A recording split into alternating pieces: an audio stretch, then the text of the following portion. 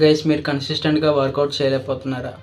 అయితే నాకు యూజ్ అయిన కొన్ని టిప్స్ మీకు షేర్ చేస్తాను. ఇది ఖచ్చితంగా మీకు హెల్ప్ అవుతుంది. జనరల్గా వర్కౌట్ అనే కాదు, మన ప్లాన్స్ ఏదైనా, మన గోల్స్ ఏదైనా సరే, మనం కన్సిస్టెంట్గా వర్కౌట్ చేయలేకపోతే ఈ టిప్స్ అనేది మీకు డెఫినెట్గా హెల్ప్ అవుతుంది.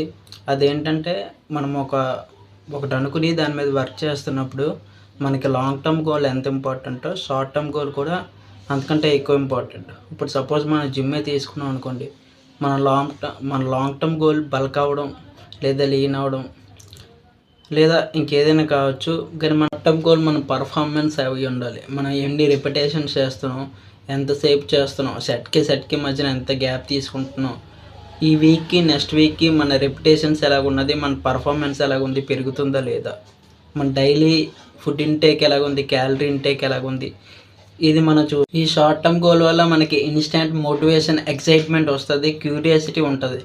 అందుకే ఈ షార్ట్ టర్మ్ గోల్ అనేది మనకి చాలా ఇంపార్టెంట్. షార్ట్ టర్మ్ గోల్ ఎందుకంత ఇంపార్టెంట్ అంటే, మీరేంటో అది మీకు తెలిసిపోద్ది. ఎందుకంటే ఈ షార్ట్ టర్మ్ గోల్ అనేది అప్పటికప్పుడు పర్ఫామ్ చేసేది. ఇప్పుడు లాంగ్ టర్మ్ గోల్ తీసుకుంటే మనకు ఒక మంచి బాడీ రావాలని జిమ్ చేస్తాం, కానీ అది లాంగ్ టర్మ్ గోల్ కదా, అది ఎప్పటికో అవుతుందని మనం లైట్ తీసుకునే ఛాన్స్ ఉంది.